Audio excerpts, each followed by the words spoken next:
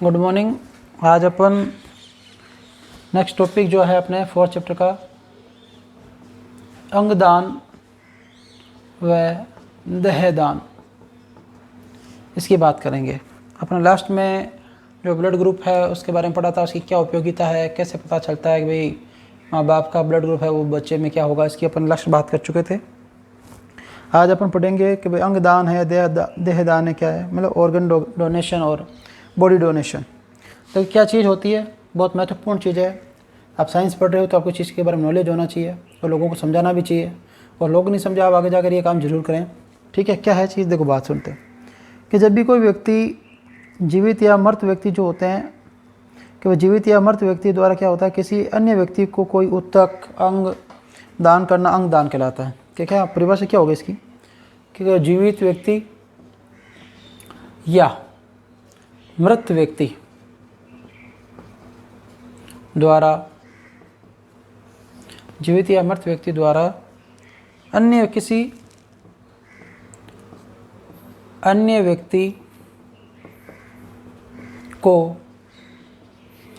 अन्य व्यक्ति को उत्तक या अंग दान करना अंगदान कहलाता है।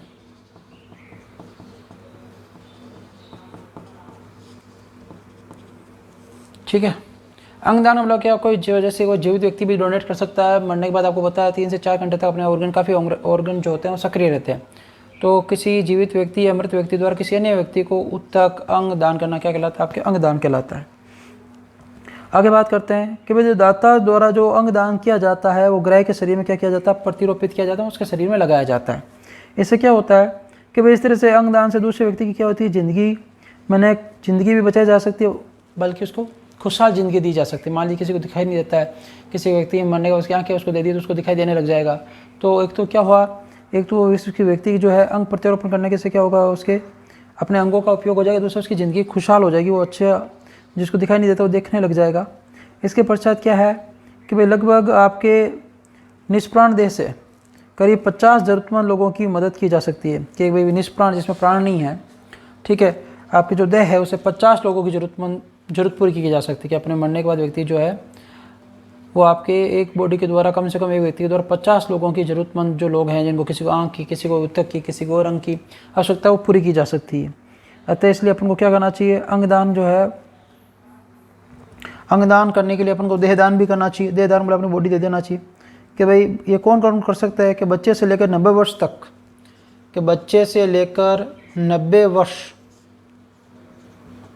तक कोई भी व्यक्ति अंगदान और देहदान करने में सक्षम है। कि कोई भी व्यक्ति क्या कर सकता है, अंगदान करने में सक्षम होता है, अंगदान करने में सक्षम होता है।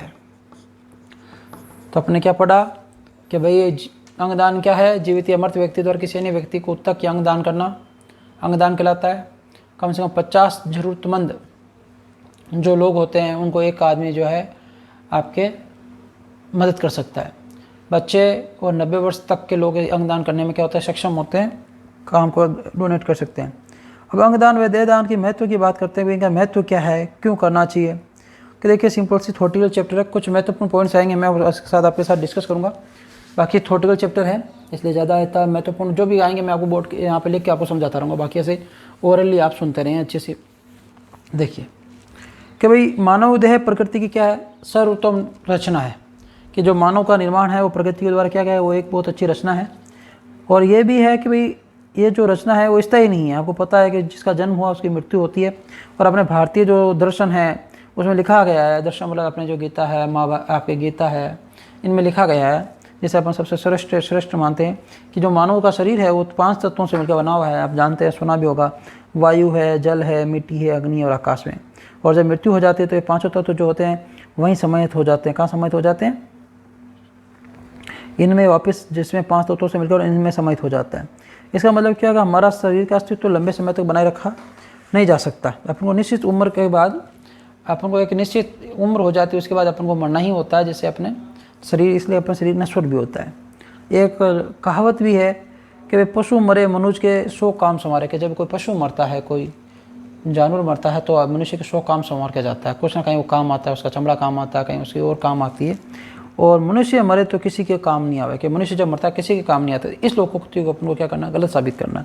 वो कैसे कि भाई आज की आवश्यकता क्या है कि मनुष्य के मरने के पश्चात जो हो प्राणी मात्र के काम, अपना उद्देश्य क्या है, देह दान का उद्देश्य क्या है कि आदमी जब मर जाता है तो उसका शरीर है वो किसी न किसी व्यक्ति के शरीर काम आए, इसलिए देह दान जरूरी है।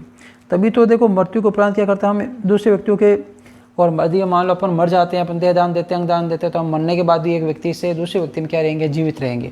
मान लीजिए अपने मरने से पहले आँख डोनेट कर दी, तो अपने मरने के बाद किसी जरूरतमंद व्यक्ति की आँख में अपनी आँख ट्रांसफ़र कर दी जाएगी, उसको दिखाई देने लग जाएगा, तो अपनी आँखें उसके अंदर रहेगी।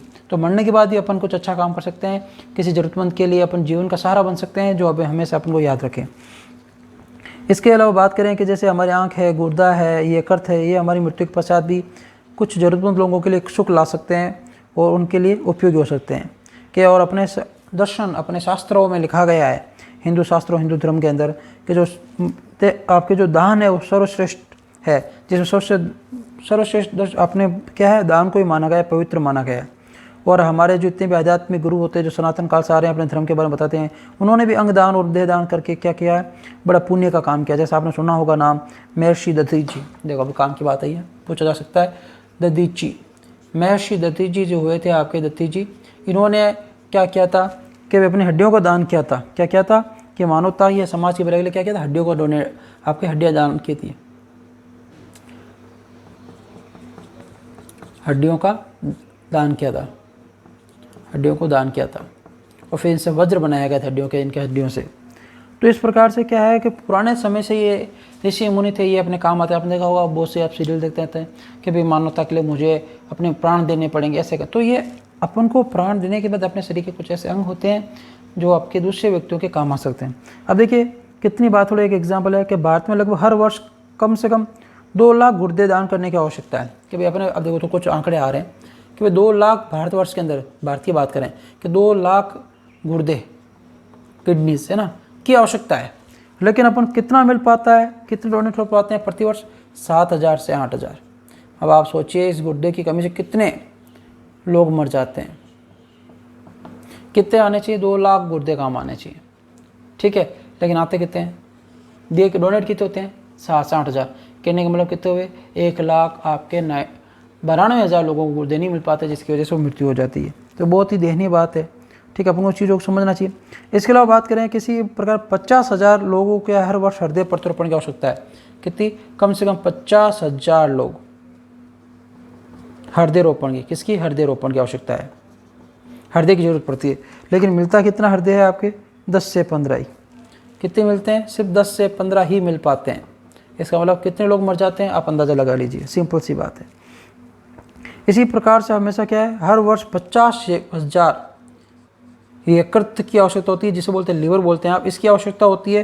लेकिन कितने मिल पाते हैं, 700 व्यक्तियों को ही मौका मिल पाता है। सिर्फ 700 व्यक्तियों को जितना ही अपनों क्या प्राप्त होते हैं, यकृत मिल पाते हैं, 700 व्यक्ति।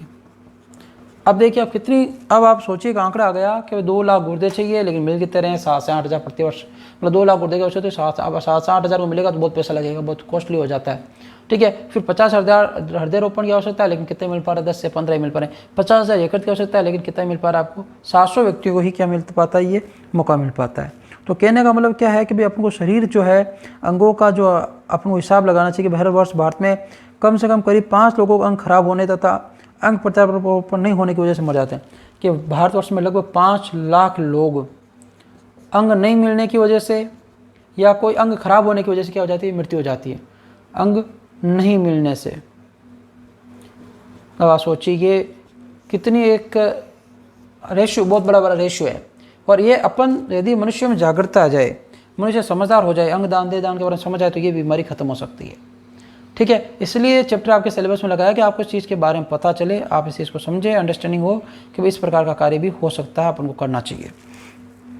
उसके बाद देखिए आप अगला क्या पॉइंट है कि भाई अंगदान ही के भांति देहदान भी जरूरी है। कि भाई अंगदान की बात हो रही थी, भैया ये अंग डोनेट, भाई गुर्दे हैं, आपके हृदय है, यकृत है, ये डोनेट कर। इसके अलावा अपन देहदान की आवश्यकता क्यों, देखिए कि देहदान क्या होता है, मुख्य रूप से जो आपके है, इसमें क्या होता है कि भाई जब मृत्यु किसी वजह जो व्यक्ति है मर जाता है, ठीक है, तो उसे मरने के बाद उसके शरीर से क्या निकाल लिया जाते हैं, अंग निकाल लिए जाते हैं। ठीक है। और प्राय अंगदान ऐसे व्यक्तियों से मृत व्यक्ति से किया जाता है जिसकी दिमागी मृत्यु हो, मतलब ऐसे जो है अंगदान किया जाता है दिमागी, मतलब जिनका दिमाग काम नहीं कर रहा वो मर जाता है, ऐसे किया जाता है। और ऐसी जो मृत्यु है आपके दिमागी मृत्यु वाले जो है वो पूर्ण रूप से कार्य करना बंद कर देते हैं। ऐसे व्यक्ति जो होते हैं मर जाते हैं तो उनका दिमाग काम नहीं करता है, परंतु उनके शरीर के अंग क्या होते हैं सभी काम करते हैं। कैसे? हृदय काम करता रहता है, यकृत काम करता रहता है, गुर्दे काम करते रहते हैं। कि भाई देहदान के क्या किया जाता है कि जो आदमी जिनकी दिमाग की मृत्यु हो गई है, मस्तिष्क काम नहीं कर रहा लेकिन कुछ अंग काम करते रहते हैं, जैसे हृदय है, यकृत है, गुर्दे, इनका प्रत्यारोपण अपने एक व्यक्ति से दूसरे व्यक्ति में कर सकते हैं। कि ये बताया गया एक आंकड़ा है कि भाई 1000 में से केवल एक व्यक्ति की मृत्यु कैसे होती है, इस प्रकार से होती है, दिमागी मृत्यु होती है। और मृत्यु के जब भी कोई इंसान सामान्य रूप से मरता है तो मृत्यु के 6 से 8 घंटे तक, कितने 6 से 8 घंटे तक क्या होता है आपके कम से कम अपने शरीर के बहुत सारे अंग जो होते हैं वो कार्यरत होते हैं, कार्य करते रहते हैं। कि वो 6 से 8 घंटे के अंदर अपन क्या कर सकते हैं, नेत्र दान कर सकते हैं, नेत्र दान कर सकते हैं। ठीक है। इसके अलावा क्या महत्वपूर्ण पॉइंट है देखिए कि भाई जो चिकित्सा शिक्षा प्रणाली है, आपने देखा होगा जो डॉक्टर बनते हैं आपके एमबीबीएस कर रहे होते हैं वो क्या होते हैं अपनी मानव बॉडी पे क्या करते रहते हैं, प्रयोग करते रहते हैं। अब आप सोचिए वो डॉक्टर अच्छे से उनको बॉडी मिलेगी, अच्छे से वो प्रैक्टिस करेंगे तो उनको अच्छा नॉलेज होगा, वो अच्छे से अपने देह की जो बनावट है, क्रियाविधि उसको समझ पाएंगे। ठीक है। इसलिए अपन को क्या करना चाहिए, देहदानी अपने पारिवारिक और सामाजिक धार्मिक जो है बंधनों से मुक्त होकर अपन को क्या करना चाहिए, देहदान करना चाहिए और लोगों को जागरूक करना चाहिए, समझाना चाहिए। ठीक है। बहुत बड़ा काम होता है देहदान करना। देखो आपने बात की थी, ये कुछ महत्वपूर्ण पॉइंट्स हैं कि महर्षि दत्तात्रेय जी ने हड्डियों का दान किया था। लगभग 2 लाख गुर्दों की आवश्यकता होती है लेकिन 7 से 8 हज़ार प्रतिवर्ष मिल पाते हैं। 50,000 लोगों को हृदय रोपण की आवश्यकता होती है लेकिन 10 से 15 मिल पाते हैं। 50,000 यकृत की आवश्यकता है लेकिन 700 व्यक्तियों को ये मौका मिल पाता है। 50 लाख अंग नहीं मिलने की वजह से लोगों की मृत्यु हो जाती है। मृत्यु के 6 से 8 घंटे बाद तक नेत्र दान कर सकते हैं। अब देखिए कुछ महत्वपूर्ण व्यक्तियों की बात पढ़ते हैं कि भी जिन्होंने सामाजिक, धार्मिक, पारिवारिक बंधनों से मुक्त होकर समाज में अपना नाम लिखा, जिन्होंने कुछ अपने अंग दान किए, देह दान किए, उनकी बात करते हैं। और किन्होंने अपना इस लिखवा रखा है मेरे मरने के बाद मेरा देह दान किया जा सकता है, उसकी बात करेंगे अपन। देखिए सुनिए अब आप कि देह दान के रूप में सबसे पहले कि भाई कहते हैं दुख की बात है कि प्राचीन रूढ़िवादिता है और मान्यताओं की वजह से क्या है, भारत में अंग दान करने वालों की संख्या कितनी है, सिर्फ आपके 10 लाख प्रति 10 लाख पर 8 लोग ही क्या है देहदान करते हैं। अब बहुत रोचक विषय है, सोचने की बात है। 10 लाख लोगों में सिर्फ 8 लोग ही क्या करते हैं, देहदान करते हैं। ये क्या कारण है? धार्मिक बंधनता है कि भाई आपको पता सुना होगा मरने के बाद देहदान अपन गंगा जी में नहीं करेंगे तो उसकी आत्मा भटकती रहती है, उसकी आत्मा को शांति नहीं मिलती है, मतलब बहुत पारंपरिक जलाते नहीं है तो आत्मा भटकती रहती है, ऐसी कुछ मान्यताएं हैं जिसकी वजह से लोग इसे ऊपर नहीं सोच पाते हैं।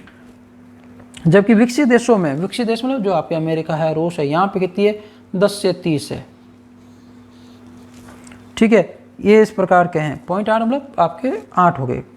इसके अलावा देखो अपन को आवश्यकता है कि हम अंगदान करने से क्या होता है, अंगदान और देहदान के महत्व को समझें, लोगों की मदद करें, उनकी पीड़ा है, कष्ट है, उसको कम कर सकते हैं और आगे जाकर अपने समाज में श्रेष्ठता और मानवीय कार्य को प्रेरित कर सकते हैं।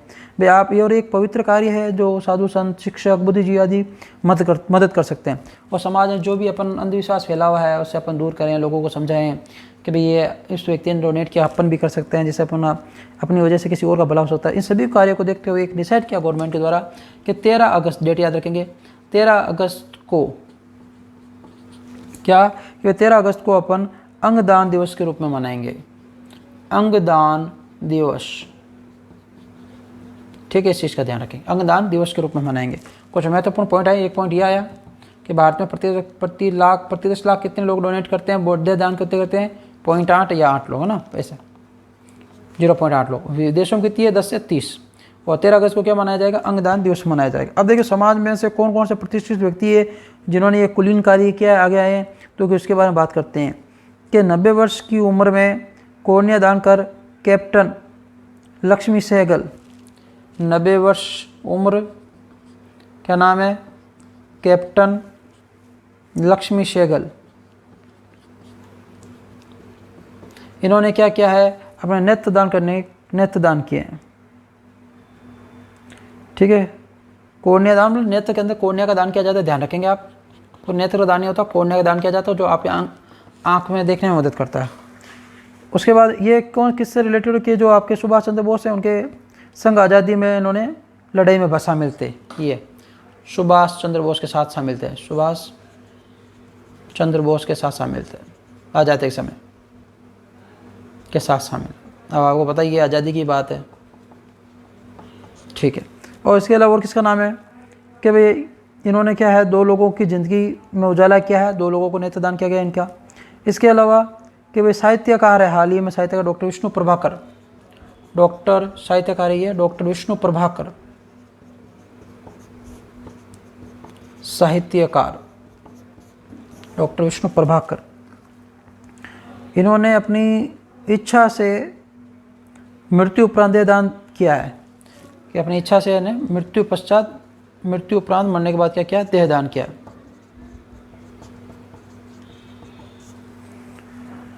उसके बाद है आपके कि पश्चिम बंगाल के पूर्व मुख्यमंत्री ज्योति बसु, क्या नाम है, ज्योति बसु, कि ये आपके क्या है, ज्योति बसु जो है पश्चिम बंगाल के पूर्व मुख्यमंत्री है, पश्चिम बंगाल के पूर्व मुख्यमंत्री हैं, जिन्होंने क्या किया है, आपके समाज सेवी होते हुए समाज सेवी का कार्य किया और इन्होंने देहदान करने की घोषणा की है, देहदान किया है। इसके बाद में श्री नाना देशमुख, इन्होंने भी क्या किया है, नाना देशमुख, इन्होंने भी क्या किया, आपके मृत्यु पश्चात आपके देह की इच्छा अनुसार मृत्यु के पश्चात दान की है, कि मरने के बाद इन्होंने इच्छा अनुसार अपने देह दान करने की घोषणा की थी। और फिर अब देखो साध्वी ऋतुम्बरा, एक और नाम आया, साध्वी ऋतुम्बरा। और आप एक क्रिएटर नाम जानते हैं, गौतम गंभीर, क्या नाम है, गौतम गंभीर, ठीक है। इन्होंने अपनी मृत्यु पश्चात दान करने की घोषणा की है कि भाई इनकी मृत्यु हो जाए, उनका हमारी मृत्यु के बाद हमारा जो शरीर है, वो हमारी जो बॉडी है वो दान कर दी जाए, ठीक। और सही मायने में इन्होंने क्या किया, महान लोगों का कार्य किया है, महानता का कार्य किया है, इससे लोगों में जागृति फैलेगी। इन्होंने अपना रक्त अंग दान और महाद करके क्या किया, कुछ अच्छा कार्य किया है और बहुत से लोगों की ज़िंदगी बचाने का शुभ कार्य किया है। अब देखो ये बात होगी, कौन कौन से वापस रिपीट कर लेते हैं कि भाई अपन को प्रति 10 लाख लोगों पे कितने 0.8 लोग, 8 लोग ही जो है भारत के अंदर देहदान करते हैं। विदेशों की कितनी संख्या, 10 से 30 है। 13 अगस्त को क्या मनाया जाता है, अंगदान दिवस मनाया जाता है। 90 वर्ष की उम्र में कैप्टन लक्ष्य सहगल ने अपनी आँख कोर्निया का दान करके 2 लोगों की जिंदगी में रोशनी या आँखें डोनेट करके उनको उजाला आया है। सुभाष चंद्र बोस के साथ शामिल थी ये आपके आज़ादी के समय।